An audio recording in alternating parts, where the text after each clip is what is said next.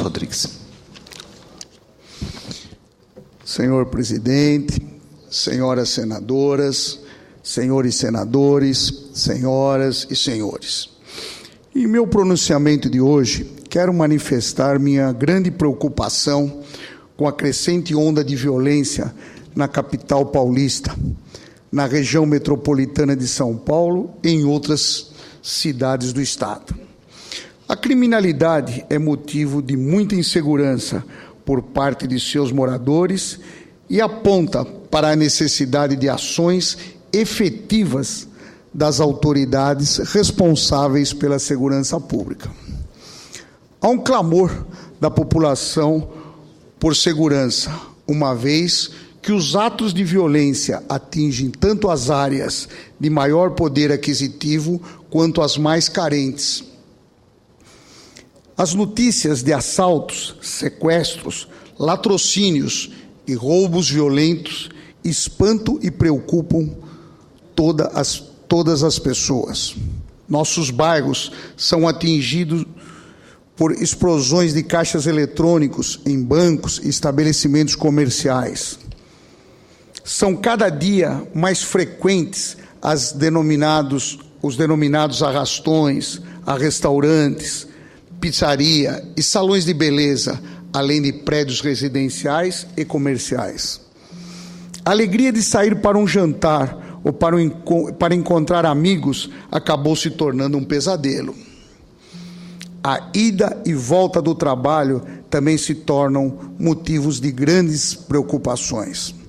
Mas essa onda de insegurança atinge também as regiões mais afastadas do centro, na periferia das grandes cidades. As informações são espantosas. Na cidade de São Paulo, pessoas humildes que levantam muito cedo para irem ao trabalho estão sendo assaltadas nos pontos de ônibus. Perdem celular, dinheiro e até o bilhete único para o transporte coletivo. Os assaltos seguidos de morte nas saídas de bancos e as tentativas de roubo de carros com seus ocupantes expostos a ações de bandidos armados são também outros fatores de insegurança. Há ainda a questão de assalto aos motoristas quando param nos semáforos. Dados divulgados pela Secretaria de Segurança Pública mostram que o número de vítimas de latrocínio, o roubo seguido de morte, subiu 9,3% em 2013 em todo o estado de São Paulo, em relação a 2012. No ano passado, foram 385 vítimas de latrocínio. Os roubos a bancos também subiram no estado. Em todo o ano passado, houve um aumento de 9,4% de número de casos. O governo do estado de São Paulo fez diversos anúncios oficiais de ações para combater a violência. Divulgou até um plano denominado São Paulo contra o crime. Mas, infelizmente, nada mudou. Apesar das ações da Polícia Civil e da Polícia Militar para conter a criminalidade, a onda de violência continua. O secretário da Segurança Pública, o ex-procurador-geral da Justiça, Fernando Grella, assumiu o cargo em novembro de 2012, em meio à esperança de toda a população paulista de que conseguiria reverter o quadro de violência. Infelizmente, até agora, não conseguiu coibir a criminalidade. Como cidadão paulistano, lembro de delegados e policiais, muitos deles colegas de faculdade e conhecidos ao longo da minha vida profissional, empresarial e política. Diversos desses delegados e policiais prestam relevantes serviços à sociedade paulista, com desempenhos excelentes. Fico surpreso ao verificar que muitos estão atuando em serviços burocráticos, ou até mesmo irrelevantes, quando deveriam, como no passado, estar à frente de delegacia, seccionais e departamento, pela grande experiência que possuem e capacidade para enfrentar esta onda de criminalidade jamais vista em São Paulo. Pergunto ao senhor secretário, onde estão os delegados de classe especial que atuavam no Estado? Eles eram constantemente citados com destaque pela imprensa por ações importantes que desenvolviam no combate ao crime. Como senador e cidadão, gostaria de obter do secretário da Segurança Pública de São Paulo relação detalhada, indicando onde estão designados todos os delegados de classe especial e de primeira classe.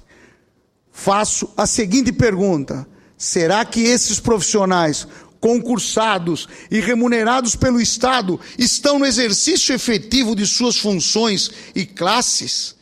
Em plantões, em delegacias, em seccionais e departamento, conforme determina a Lei Orgânica da Polícia Civil do Estado de São Paulo?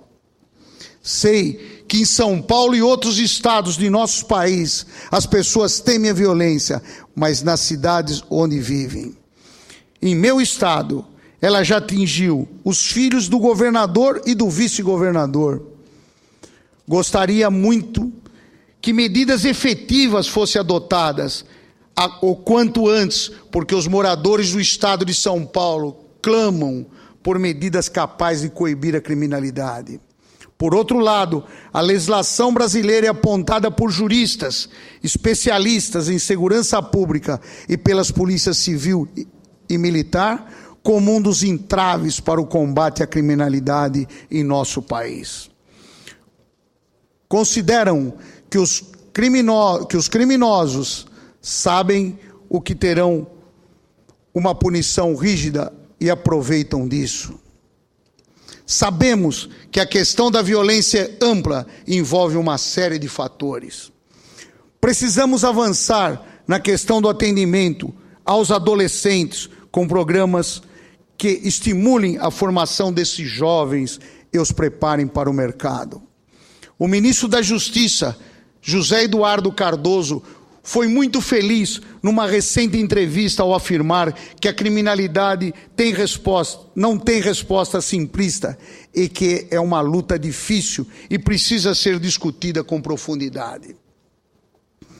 Disse ainda que acredita que, como uma varinha mágica, com um projeto de lei, vai colocar o fim na criminalidade, está escondendo da sociedade os reais problemas que afetam. Fiz referência também aos fatores a serem enfrentados, como a exclusão social, a impunidade, a necessidade do combate aos grupos de extermínio e ao enfrentamento do crime organizado.